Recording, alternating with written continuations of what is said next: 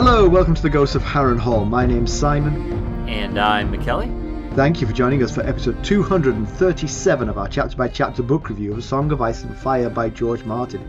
Today we're discussing chapter 11 of A Feast for Crows, which is called The Kraken's Daughter. As always, we're going to chat about the chapter and try not to spoil any future plot points for you, unless you have the spoiler tier, and hopefully we're going to provide you some entertainment along the way. We will summarise what happened, discuss our thoughts on it, provide some useful background, compare it to the television show, indulge in a little pedantry, and cover some relevant news and listener correspondence. Be sure to check out the show notes. They'll provide some additional information about the characters and geography of this chapter. How are you, sir? I'm doing all right. I sat still. It's kind of one of my rules of thumb is to not stop moving. Don't sit down until it's time to sit down. And okay. But Molly came home from the gym and we sat and watched this YouTuber that we watched together called Danny Gonzalez. And that was about a 20-minute long video. And several times I could feel my eyes starting to fade a bit. And I was like, oh, no, I gotta be on here very soon. That's one of the many ways that we're very different, because you are an insta napper. You can nap like that. I could fall asleep like if I let myself, but I really try not to stop moving. So as a rule, I don't nap, but I could if I stopped, if I laid down or something in the middle of the day. I am completely incapable of taking a nap. Can't do it at all. Just never do it. Just never do it. Never sleep on an airplane. No, me either. I wish I could. Oh, I wish I could sleep on an airplane. That would make flying, the hell that is flying, slightly more tolerable if I could sleep on an airplane. So, Carson's got me hooked on a new app, which is called Merlin. I don't know if this is a worldwide app, but it listens to bird calls and it identifies the birds from the bird calls. Oh, I have not heard of this. So if it's worldwide, it skipped me. Well, yeah, I don't know if it's worldwide, but it you get a regional package. So you identify where you are, and it sends a package of your birds, so you don't have to have a database of every bird on Earth. Right. Good idea. But I went out and I recorded for 8 minutes, and it found 16 different birds in my back garden. Wow. That's really cool. I know. Were most of them was very happy. Various types of sparrows? There was a song sparrow. He's very common. He's common to my back garden. I don't know how common he is. He might be the only one in existence for all I know, but he sings all the time. The one that dings the most is the cardinal, the red one. Oh, huh. Because they're quite loud and quite obvious. And that's the other thing. It helps you identify them. Now I can identify the song sparrow, the cardinal, the mourning dove. Actually, I knew the mourning dove before, but I've learned the eastern towhee. Don't ask me to do impressions, but I do know an eastern towhee. And the other thing is, it also shows you what that bird looks like. Because, I mean, typically I was looking around and all I could see was trees. Right. But it shows you pictures of the birds, so now you know what they look like too, you see. So does it do it live? Thing. Like, as a bird is chirping, it's like, this bird is chirping right now. So when you press record, it'll start with a sort of blank screen, and then it'll put a bird up on the screen when it hears one. And then if it hears that bird again, it will light up again. Oh, neat.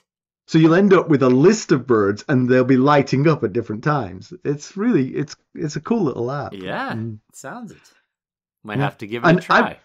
16, I couldn't believe it. I was like, I was thinking about growing up in the UK again. I told you about the UK has no wildlife at all. Right. There can't be 16 species of birds in the UK. It's just there's probably struggling to get 16 birds of any kind. Seagulls, sure, there's lots of those, but everything else, pigeons, I suppose, we have those. Yes. Well, that's pretty neat. What did you say it was called? Merlin? Merlin, like the magician. The magician. Yes. Okay. Cool. Yeah. I will check that out. I like it. My the other story I've got is, I don't know how, my brother was very keen that this story make it to the pod. I've told you before, the family call is kind of a little, they're all pitching.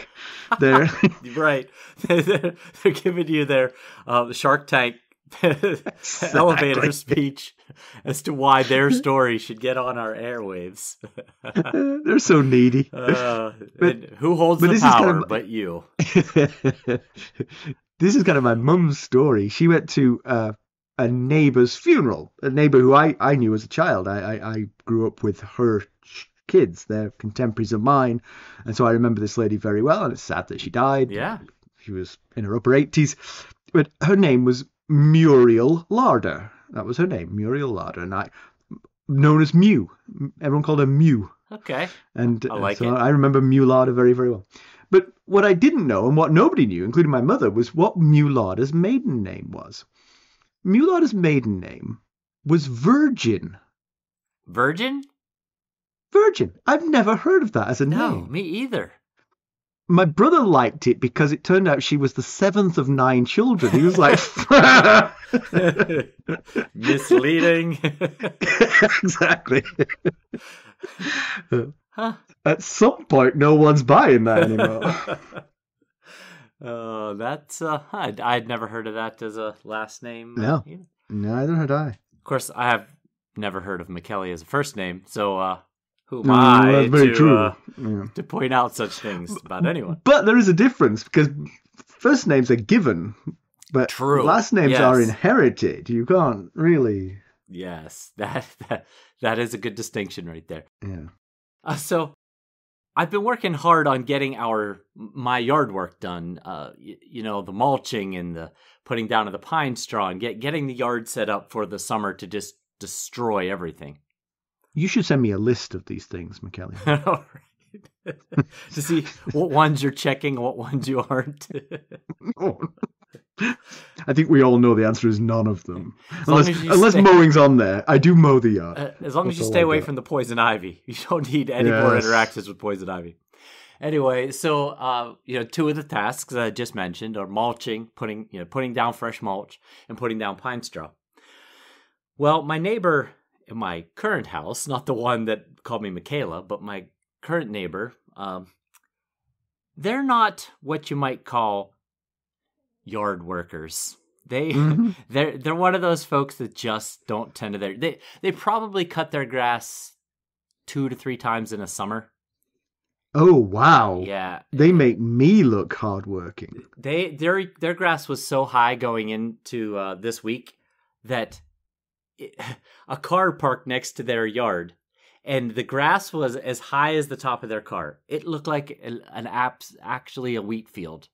And eventually someone came to cut it, and those poor people were out there for so long. Anyway, what they have a side yard that connects to my yard, and it runs along the side of my street, and I maintain it because otherwise it would just be full of overgrown weeds, and you know me, I could not drive past it every day and just have to deal with that. So so as you look at your house, it's the neighbours to your left you're talking about. Yes. Oh, interesting. With that little Okay. fence that it's Yes. Then there's just like some natural area between the fence. But that and the fence street. gives you a little bit of separation from them. Yes. And I use that fence for my covert operations. So I go in there, I go into that natural area and I pull weeds and I spray weeds. And every spring I put down pine straw. But I try to do it when I can see that they're not on their back deck because they have dogs that are in that side yard. Anyway, so I noticed that nobody was on the back deck. So I was like, okay, now's my chance. I saved 5 bales of pine straw for this side project. So I get up there and I'm kind of crouched down a little bit so that there's no awkward eye contact as I'm tending to their property. And as I'm doing it, I hear a voice. And I'm wearing earbuds, so I'm like, where's that coming from? I pull it out, and it's my neighbor from across the street. Not the one that owns this house, but my neighbor from across the street. And she's like, hey, what you doing? And I'm like, shh. What do you think I'm doing? I'm putting pine straw down. And she's like, do they know you're doing that? And I was like, Oh, quit man. shouting. And I was like, no, they don't. Oh, well, it looks really good. Thank you for doing it. And I was like, you're welcome. Now, would you please lower your voice and go away? So my That is covert op was fantastic. really blown there. That's like a comedy movie. Yes, I it love was. So I did get it done, and there was no awkward moment where I'm putting it down and I look up over the fence and there's eyeballs peering over at me. So, All right. all right. Well, let's get down to business. How did we leave the daughter of the Kraken? Well, so that presumably would be Asha Greyjoy. She was reaving the western shore of the north, taking Deepwood Motte and trying to convince her idiot brother Theon to abandon his tenuous hold on Winterfell. Ramsay Bolton made short work of loosening that very same hold. Since then, her father, King-ish Balon, has died in a mysterious fall. Mackelly, why don't we give the summary of this one? He was king in his own mind. The Iron Throne might have disagreed, but... Yeah. Anyway, so Asha Greyjoy stands in her uncle's great hall gazing at those in attendance and realizes it's not enough. Not even close to the number of supporters she'll need to remove her uncle Euron Crow's Eye from the Seastone Chair. Most in the hall reside here on Harlaw, where her uncle Rodrik Harlaw rules. She sees the sigils of the stone trees, the Volmarks, Myers, and the many various sigils of the factions of House Harlaw, but the lone Botley sigil is the only house present not from the island of Harlaw. We'll be right back. Hello, friends. Are you ready to make some unforgettable memories? Well, if so, consider the Marriott Bonvoy program. Discover the perfect destination for your summer getaway and unlock exclusive deals on luxurious accommodations. With our affiliate partnership, you'll enjoy unbeatable savings and a seamless booking experience.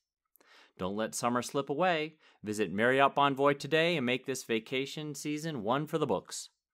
Use our Ghosts of Harrenhal affiliate page to check it all out and buy Bonvoy points or give some as a gift. The link to our page is in the show notes. Her uncle Lord Rodrik Harlaw's high seat is empty, and Asha assumes he's left the feast to take up his favourite pastime, reading. Dubbed the Reader, Lord Rodrik is a passionate and voracious consumer of books. The largest of the towers here in Castle 10 Towers is dedicated to his book collection. Asha confirms with Rodrik's ancient steward Threetooth that her uncle is indeed in his library, then commands that the woman find comfortable lodgings and warm food for Asha's captives. Asha has brought the Lady Glover and her children from Deepwood Motte. One of the children is a baby and is in need of a wet nurse. Asha also asks about the whereabouts of her mother, Lady Alanis. A bed in the Widow's Tower. Asha still can't reconcile that her frail, sick mother is alive while her strong, driven father is dead. Asha is skeptical, recalling the story that Balon fell when a rope bridge broke. She decides that tomorrow is a better day to visit her mother. She knows Alanis will ask about Theon, and Asha can't bear to deliver the news of his death right now. Asha climbs the book tower to find her uncle. He tells her that her mother believes that Balon was murdered, but that he is willing to accept the story of Balon's accidental fall at face value. When Asha reminds him of the convenient timing of Uncle Euron arriving the very next day after just 3 years in exile, Rodrik is willing to admit that the timing is dubious. Asha asks where the rest of her supporters are, and is told that many ships' captains are already making for Old Wyk. Her uncle Aeron Damphair has called a Kingsmoot, the first in about 4,000 years. Of her fourth uncle Victarion, Rodrik is unsure. He knows the man's been told of Balon's death and the Kingsmoot, but that is all. Rodrik hopes the Kingsmoot will be peaceful. As an educated man, he's aware of the bloodshed Euron Grey Iron unleashed on his contenders during his Kingsmoot thousands of years ago, and he can't help but recognise how close his name sounds to Euron Greyjoy. He urges his niece not to go to Old Wyk. Asha won't miss the Kingsmoot. She doesn't want to spend her life wondering what might have happened if she'd made her case for Queen of the Iron Islands. She has the strongest case. But Rodrik is frank with her. A woman will not be chosen to rule. Instead, Rodrik offers to make her his heir to 10 Towers if she will stay away from the Kingsmoot. Asha remains undeterred. She leaves the company of her uncle to return to her men. However, on her way she meets an old friend. Well, more of an old friend with benefits. Christopher Botley. Triss was fostered by Asha's mother after Theon was taken as a Stark ward. Asha and the boy fumbled about each other as youths until they were discovered and Triss was sent away. The boy is now a man and the rightful heir to Lordsport, since Euron killed the man's father, Sir Wayne Botley, for not bending the knee. Triss tells her that Euron is buying loyalty with the treasure he returned with from his exile. Asha says the bought men are all of small account. Triss affirms that he is still her man and always will be. In fact, he's still in love with her and offers to marry her. Asha is less than interested. She's got bigger goals than bearing his sons. She tells him to find another woman. He's too sweet for her. She walks away, but Triss grabs her by the arm. In a flash, Asha has her dirk at his throat and commands him to release her. She's his queen, not his wife. He'd better remember that. Okay. New New POV. Yes. I find Asha an interesting character as well. I'm glad she's a POV. Yes, I agree. As you were reading... However... Go on, sorry. As you were reading about Euron and Euron, I was also thinking of Euron from the Night's Watch, and then Osha and Asha, and I think maybe either George Martin was intentionally trying to confuse us, or he was going through a spell where he was just like, oh, let's just name them all the same. Close enough. Yeah. So for those who aren't reading, Euron Greyjoy is Euron, but this ancestor who did a Kingsmoot and then killed all his rivals was Euron Grey something else, wasn't it? Iron. Grey Iron. Euron Grey Iron, and that was Uron, so not quite the same name, but yes, like Rodrik, the similarities are striking. Yes, they are. Yeah.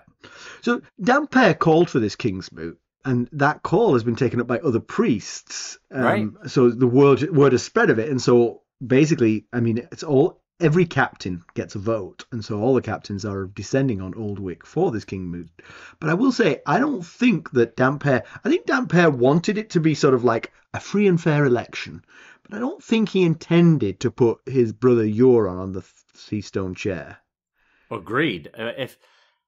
If you remember from the end of his chapter, The Prophet, which was, I think, chapter 2 or something like that, at the end of the chapter, he knew about Euron claiming the Seastone Chair. He then heard about Asha also making claim to the Seastone Chair.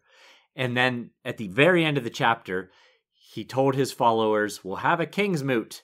And the followers picked up the call and went off and spread the word. But before that, he was thinking about Balon's heir. He had actually had a conversation about Balon's succession plan. And Balon wanted Asha to succeed him. But Aeron, personally rejected the idea of Asha being the queen of the Iron Islands. He thought Euron was ungodly, and frankly, he just generally very much dislikes his older brother. Right. He thought Theon was a weakling, so eliminating all those contenders, he thought the only obvious choice was Victarion. Right. But Victarion was away at Mackeley. That was what he was tasked by his brother Balon. And according to this chapter, we don't know what he's up to. Word has been sent, but he has not responded in any way. And so whether he'll even show up for the Kingsmoot or not is unknown. I was thinking possibly, as Victarion was the furthest away from the islands for this debate about who should be, the king or queen of the Iron Islands, possibly the Kingsmoot gives him time for an arrival and to build a following, that we're going to have an official vote rather than everybody just fight it out and Victarion arrives late and misses the fight. Mackeley is in the neck, right? Yes.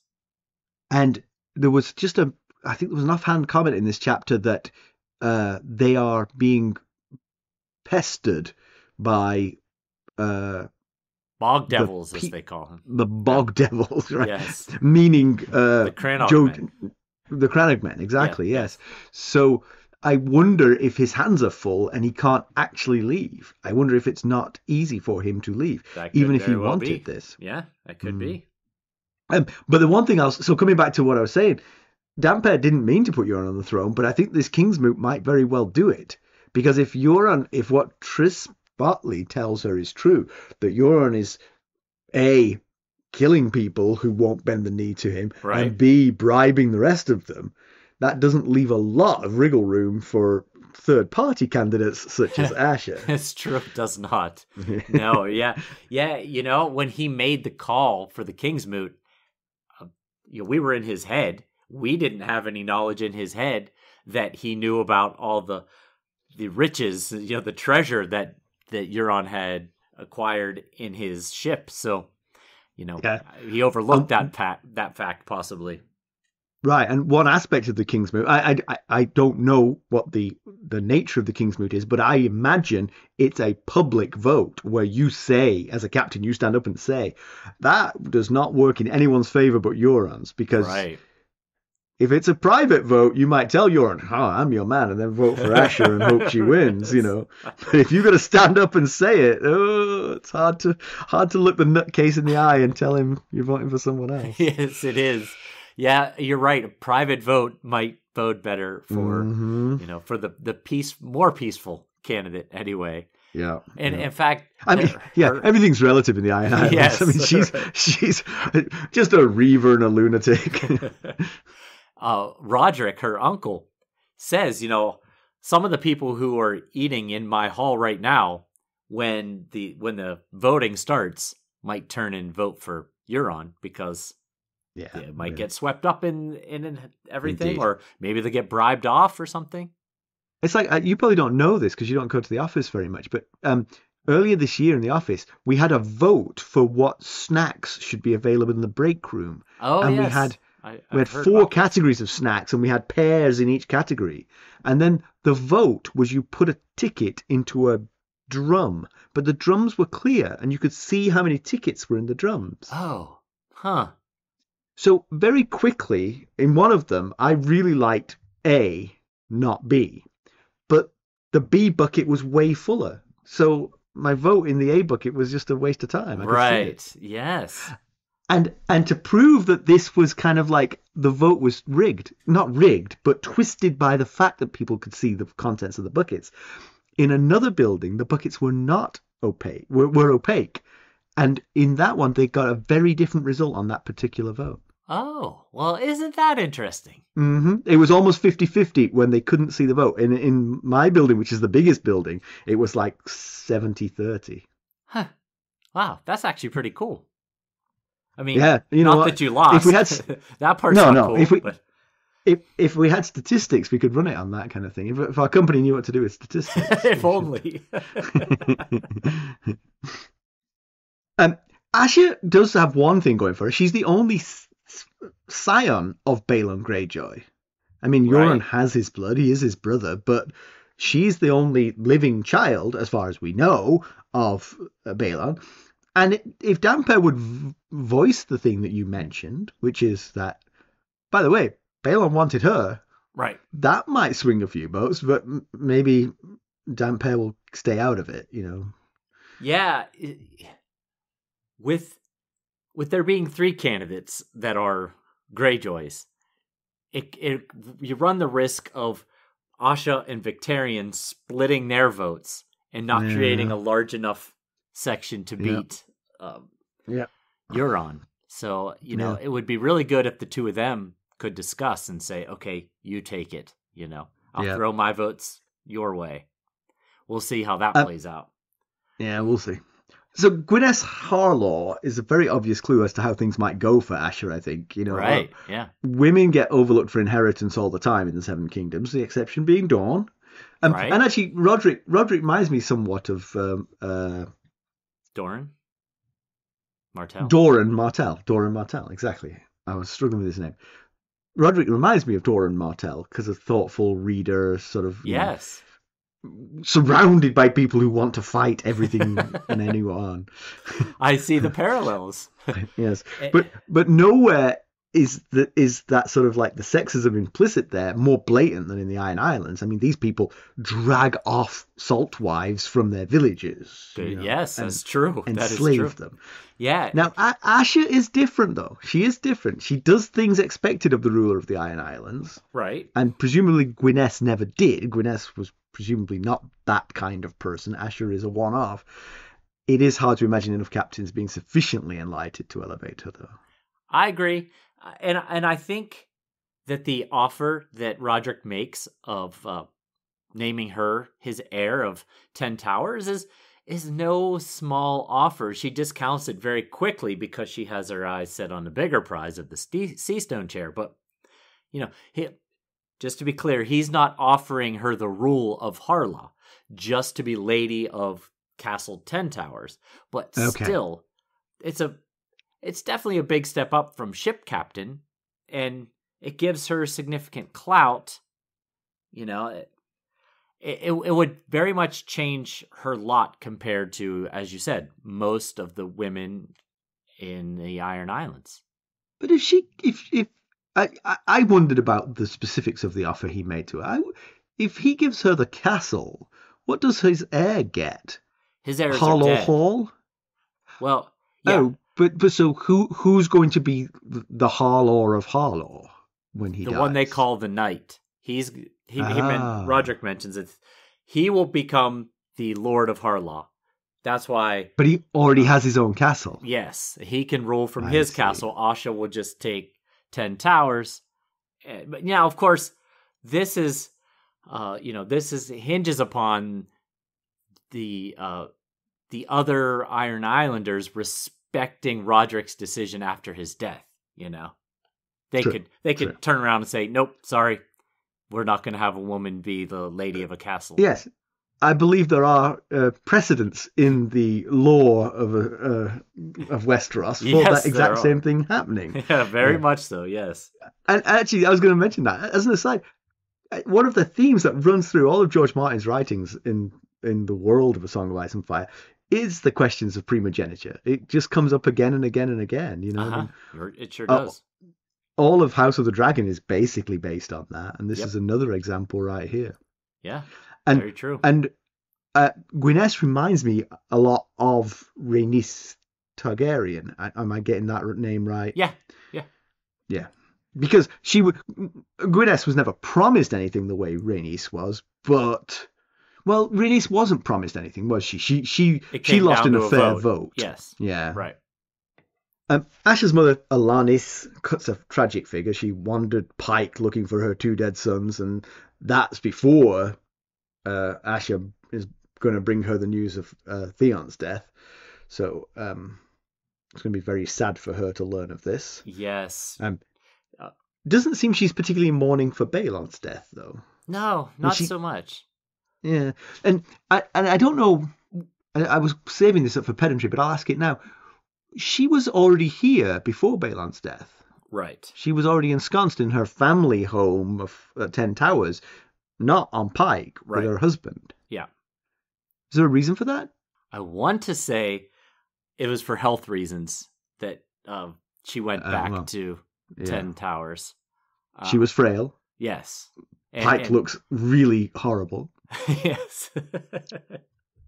But Alanis Harlaw, Asha mentions that there's already 2 daggers in her heart for the death of her other 2 sons, Marlon and Rodrik. Yeah. Now we've got a 3rd son who is presumed dead, and Theon. All 3 were lost when her husband Balon tried to play king. Mm. And so Meryn and Rodrik were killed during the first Greyjoy rebellion. But Theon was also lost in the first Greyjoy rebellion. Yeah. He was lost physically to her as a hostage. Now in the second rebellion, it's looking like he's been lost for good. We'll be right back. This episode is sponsored by Audible. To get a free audiobook, or 2 if you're an Amazon Prime member, go to our exclusive URL, audibletrial.com/ghostsharrenhal. You can find the link in our show notes. I'll put 100% of the blame on the first 2 at Balon's feet, but Theon brought a lot of this on himself by his stupid decisions. Asha came back fine. Right, yeah. That is certainly a case you could make right there. Yeah. Rodrik seems like a wise counsellor, and he's right that the history of the Kingsmoots don't bode well. The victor doesn't always forgive the vanquished and those who vote against them. Right. But he also points out that the grasping for power is the is the rot at the root of the Iron Islands. If they would just stop doing that, if they would just stop trying to reproclaim themselves as kings, and instead work with the rest of the Seven Kingdoms, they could find a way to live peace, harmony, and more wealth. Yep, absolutely. Yeah, he mentions about history repeating itself because human nature doesn't fundamentally change. And then, he says, it's not crowns we need, but land, and we have a golden opportunity here to be a part of either side. Pick a side. Just be a part of one of the side, and we'll reap the benefits of the victory. And we saw this happen in that Sansa chapter after the Battle of the Blackwater, when lands and titles were divvied up by the victors. And it's not like the Iron Islands don't have anything to offer. They have the largest fleet in the Seven Kingdoms, so they could be very useful to the winning side, especially Stannis, considering he lost his entire fleet in the Battle of the Blackwater. So, very true. If the Lannisters were to win, they could possibly rule at least part of the North with the actual support of the crown instead of going against the crown. Now, Roose Bolton is also a Lannister man, and he's already been made Warden of the North. But maybe they could split. It's a big, vast area. I mean, you're right, though. I mean, they could go either way. I mean, the Lannisters look like the safer bet right now, but you might get less from them because of that. Yeah. The Lannisters are like, we don't actually need you. Right. But Stannis might give you the whole of the North because he doesn't owe anything to Roose Bolton. Exactly, yeah. Or he could give you some of the Western lands or all of the Western lands. True enough. Yeah, they would like that. Yeah, it's close to home.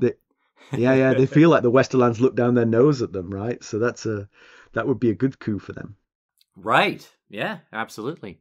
And one thing I found noteworthy about this discussion is that Asha agreed with Rodrik that Balon had the wrong idea about how he went about trying to claim this land and pronounce himself king. And her thoughts were he was a brave man but a bad lord. So I thought, that's something I would not have expected her to think to herself. Yeah, but that leads into what she left us with a bit of a cliffhanger there, because she sort of suggested that there was a third route somewhere between vying for full autonomy and being kings again and being thralls to the Iron Throne. And she says that she's going to reveal that at what she, and only she, refers to as the Queensmoot, but she should perhaps stop calling it the Queensmoot if her plan is to find some middle ground, right. Yes, the Prime Minister moot. Yeah. I've got some plans, some things I want to discuss in the spoilers that have to do with such things. Nice. Well, looking forward to that then.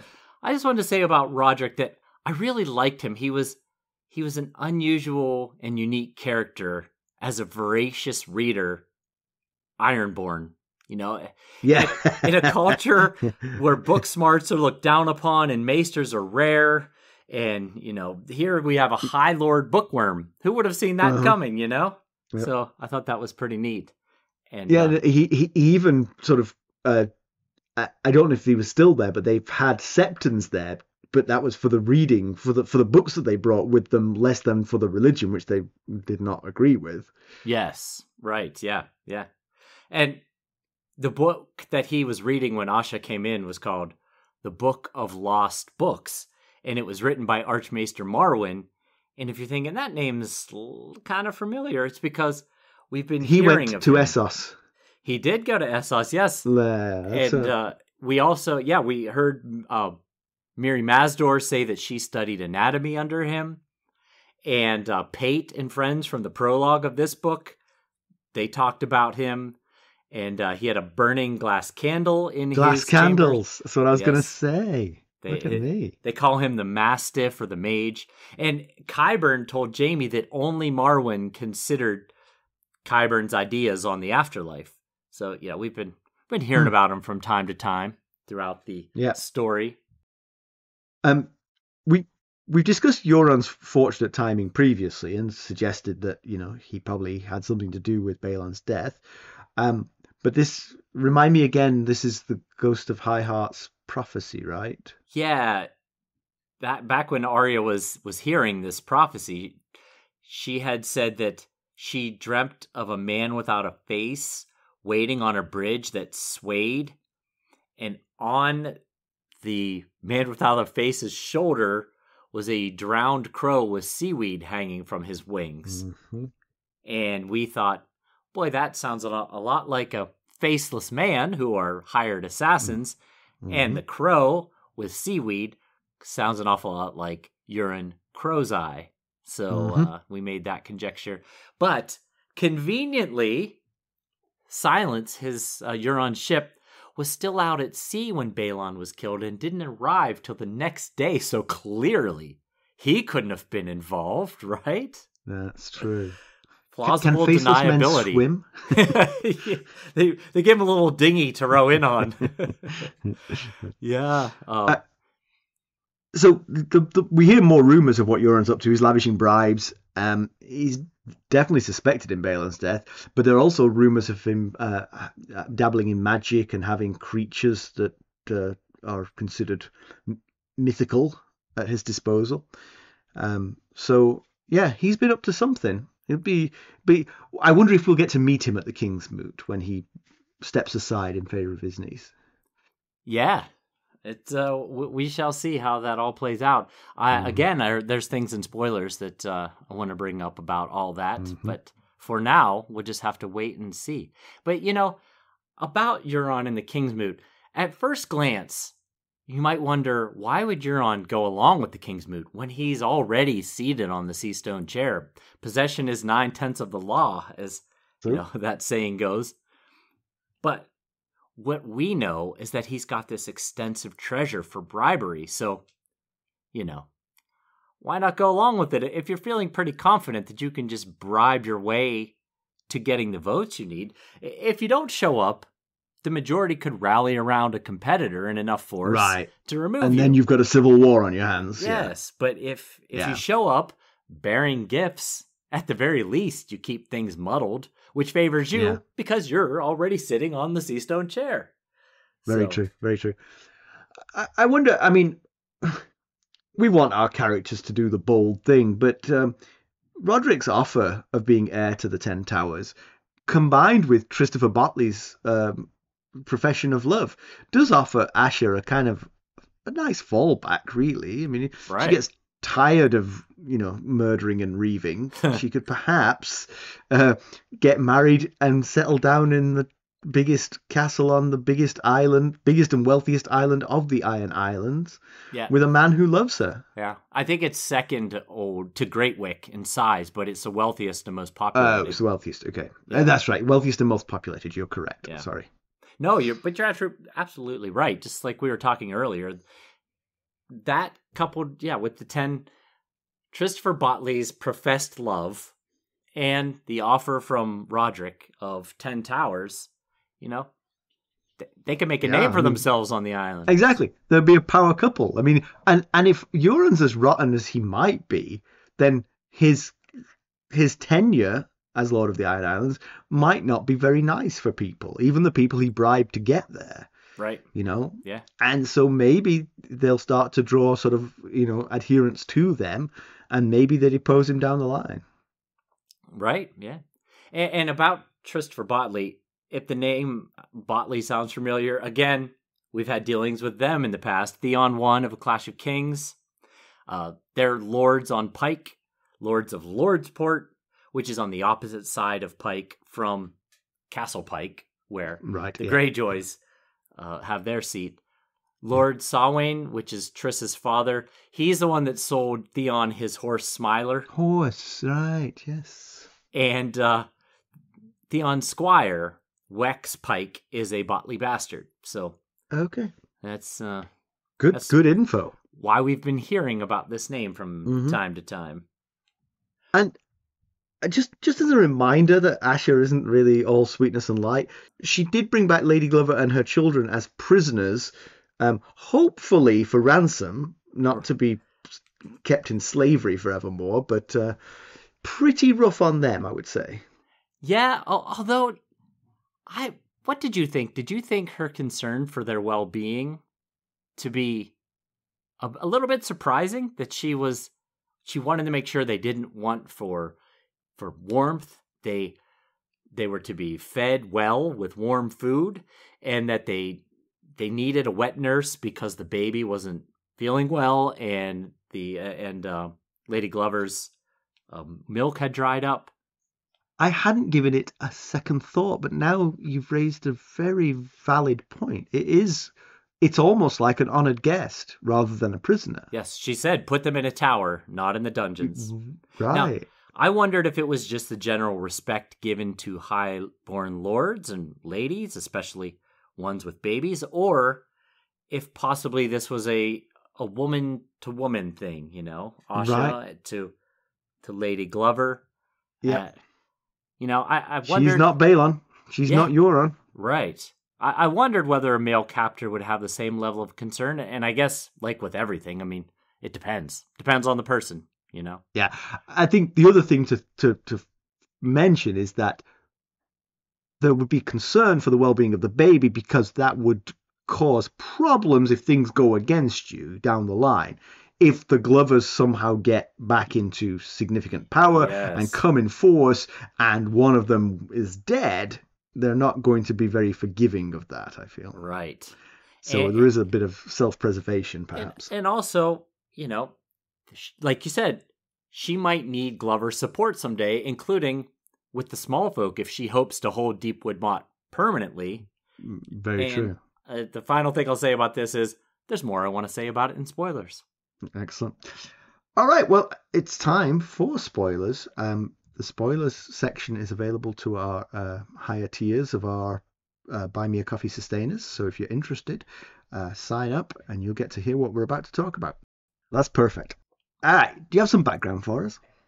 I do. Well, since two characters in this chapter lost loved ones off Fair Isle, it seems prudent to explain what that's in reference to.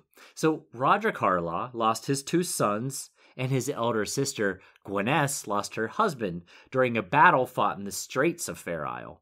The battle took place during the previous Greyjoy rebellion. Now, Fair Isle is an island just off the western coast of Westeros. To kick off the Greyjoy rebellion, the first one, Balon had his brothers Euron and Victarion burn the Lannister fleet at Lannisport, diminishing the naval force available to King Robert. In response, Robert had Stannis command the royal fleet to deal with the Iron Fleet. Stannis was supported by fleets from Arbor, Old Town, and the Reach, and Stannis managed to trap Victarion in the Iron Fleet in the Straits of Fair Isle by pinning them in from the north and south. Stannis and the royal fleet then smashed the Ironborn. This battle is not only where Rodrik's sons and Gwyneth's husband died, but also where Aeron Damphair's ship, the Golden Storm, was sunk, which caused him to wash up on shore and be captured by the Lannisters, and ultimately leading to his rebirth and becoming a fervent follower of the drowned god. Consequential battle for everybody involved. It is. Was. All right. Comparison with the television show, none of this chapter is kept. The whole Iron Island story is pushed way later in the show. Most of what we've been reading about in Feast for Crows is in season 5 of Game of Thrones. But Balon is still alive in season 6, episode 2. Oh. Balon still lives. Okay. I bet he's happy about that. Well, he was. I mean, no, he was miserable about it. But just before his death, Yara, who is Asha, confronts him about the stupidity of their trying to hold the North. He is belligerent and threatens to name another heir, implicitly implying that she is his heir.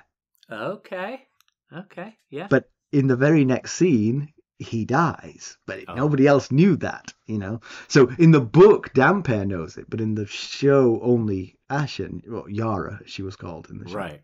I see the distinction. That's a big distinction right there. Yeah. At Balon's funeral, I'm just going to call her Asha. Asha swears revenge on the Salt Throne, as it's called in the show, not the Seastone Chair. But Aeron, Damphair, says that it's not hers to swear on, that there must be a Kingsmoot. So in the TV show, it's made that the Kingsmoot is the normal rite of succession, not a special event, not a once-in-a-lifetime experience. I'd say more than once in a lifetime. They were saying 2 to 4,000 years. Yes. So in researching this, I did actually discover that they included Balon's murder. You actually see Balon's murder, and it's Euron does it. I mean, I'm just going to tell you, Euron does it. That's the TV show's version of it. Right. Euron is on the bridge and pushes him off. I think that's partly because Euron was not banished. Well, was not exiled. He was just off gallivanting. Okay. And so it would be more difficult to pin the guilt on him if he just happened to come back at the same time. But if he'd been banished by Balon and came back the day Balon dies, it looks pretty obvious that he's involved. Yes, it does. Yeah. So I think that's what they just wanted to make that guilt obvious. So he absolutely does it. No question about it. Okay. Good stuff. Pedantry. Do you have anything? Just one little thing. So Asha says to Rodrik, "Do you believe my father was murdered?" And he says, "Your mother does." And we have not met Alanis yet, but we've heard descriptions of her from Asha, and I found it a little bit hard to accept someone who still thinks of Theon as a baby and who is described as in such poor health and just so mentally deficient at this point, I guess. Such poor health that Asha thought she would never see her again when she went off to the north. That she has the cognition to think, no, this is not as it seems. He was murdered. I didn't quite buy it. Yeah, but the counter argument is everyone thinks it's yours, surely. Well, yeah, except for, Rodrik says he's willing to accept it as... Right, but possibly trying to be the voice of reason, Maybe trying to keep her from going off and, starting a civil war. But, yeah, I just thought she seems like she's, maybe a bit delusional, or, she thinks that her adult son is still a baby. And I just didn't. I pictured her as someone who no longer has the mental capability to put together conspiracies like that. So that's all. Yeah. All right. Do you have some news and notes? Well, I do. Well, can I take this first one because this is interesting to me? Because I like board games. I do. Yeah. Go right ahead. Are you looking forward to the House of the Dragon season 2? It debuts in June, I think. Yes. Do you love tedious, boring, never-ending board games? The answer to that question, Mackelly, is no, I don't actually. I like good board games. I know you do. So, but if you happen to fall into that other camp, you're in luck. The House of the Dragon Monopoly game is available in stores and online. So forget Park Place and Boardwalk, and for our British viewers, forget Mayfair and Park Lane. They're the top two. Oh, okay, good to know. You can buy Driftmark, Dragonstone, and of course Harrenhal. Oh, that would be the one. I hope Harrenhal is at least past free parking. Dollars have been replaced by coins, and obviously game pieces are House of the Dragons themed. Oddly, free parking is still there with a picture of the car. It feels like an oversight. I don't get it. I saw the board. There's still free parking with a little car. It's like, what's that doing there? The game box and board look really cool, so I considered buying it. This is Mackelly saying, so I'd consider buying that I'd consider buying it for that alone. It's currently $35 on Amazon. If you've got that kind of money, become a sustainer at buymeacoffee.com. I agree. Because Monopoly remains a terrible game. I have never enjoyed the game of Monopoly. Just never have. No, it's a terrible game. It's terrible. I don't really know anybody who likes Monopoly. I love board games, but Monopoly is just... Yeah. And that's the reason I love board games is because of how good they've become. People have actually now built and designed really fun board games, which had they existed when I was a child, I would have loved board games then. Right, yeah. And maybe Monopoly wouldn't have made it off the ground if it had more competition. Anyway, in other news... We've had our Buy Me a Coffee Sustainer chat by now. We haven't yet, but we will by the time you hear this. Okay, thank God. Well, I thought I'd missed it. Except for our Buy Me a Coffee Sustainers, because they get it a day early. So Oh, wow. They'll be getting it. Super confusing. Yes, it's getting complicated. Anyway, one thing I can guarantee you is that it was a great time, because it always is. For sure. Yes, so so I urge you to come join us for the next one. Join the Our Buy Me a Coffee sustainership, and you can see how much fun we have at those chats. And we got a review on Apple Podcasts from Boom Boom Coombs. Good stuff. Love the recaps and perspectives, especially helpful during a reread. Hook it up with a shout out on the show, please. Y'all are the best. Well, there you are, Boom Boom Coombs. You have had a shout out on the show. Shout out given. And hey, if anybody else wants their review shouted out, go leave us a 5-star rating and a nice review on Apple Podcasts or wherever else you can leave a review, and we will do just that. All right, let's conclude. So Asha is determined to make the Kingsmoot a Queensmoot, despite heartfelt and not completely unsagacious advice from her uncle Rodrik. Yeah.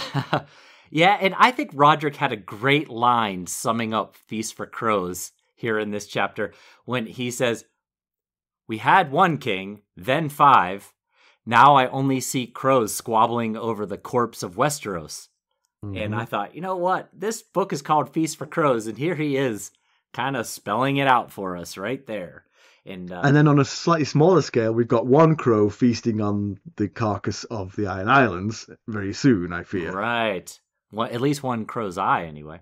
Mm-hmm. Exactly. But the image that Rodrik painted there kind of reminded me of the vision Dany had in House of the Undying with the beautiful naked woman being ravaged by 4 little men. Recall that. The kings ravaging the beautiful land that is Westeros. Right. I'll say this. If winter comes and harvests aren't stored, there might be a lot more corpses on the way. True. Maybe not even enough for the crows. Yeah. But there's still no confirmation on Theon's fate. But everyone believes he's dead.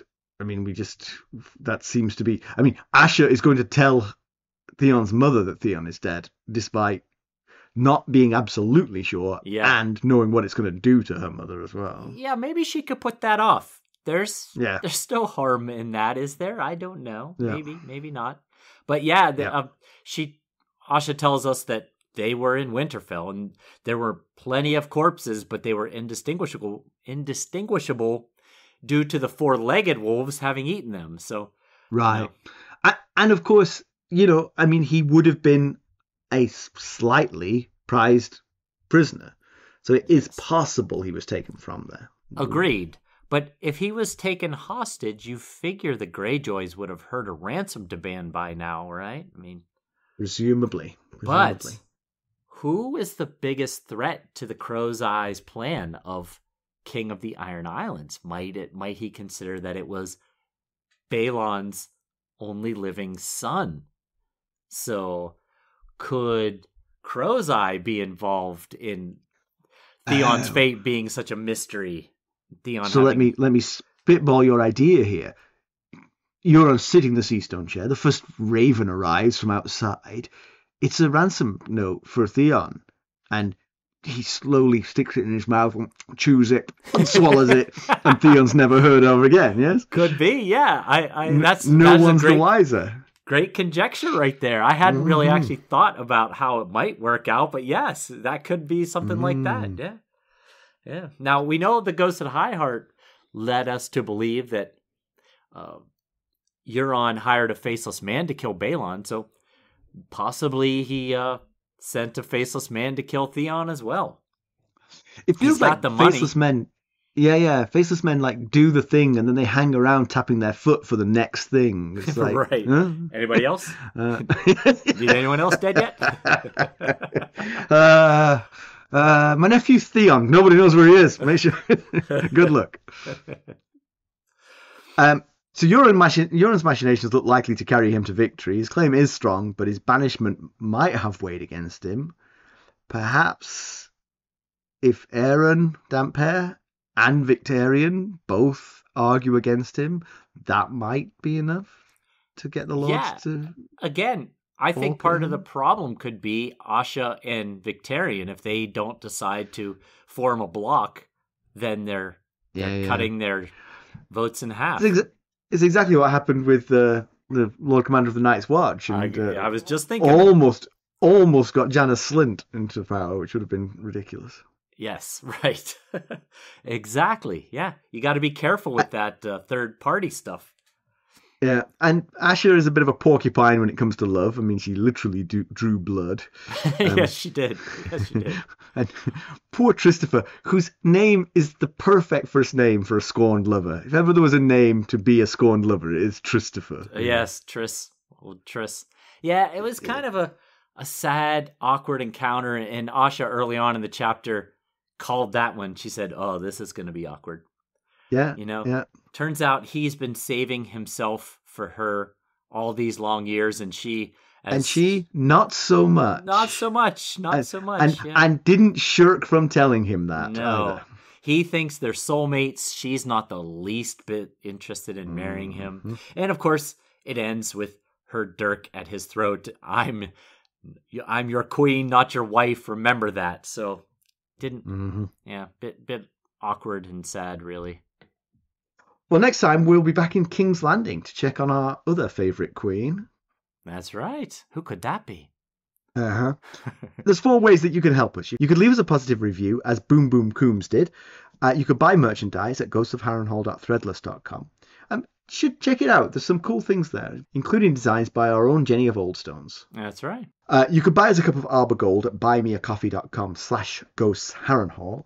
And there you can join us at any of the various sustainer levels. There's a tier to match your budget. The upper tiers get you the spoilers. Or you can just make a donation to our cause at ghostsofharrenhal.buzzsprout.com. And if you're looking for more ways to interact with us, keeping up on the latest Ghosts of Harrenhal news and developments, well, I advise you go check us out on our social media. You can follow us on Twitter at Ghost Harrenhal, or on Facebook, Instagram, Discord, and YouTube. Thanks for listening. Thanks. Bye. Bye.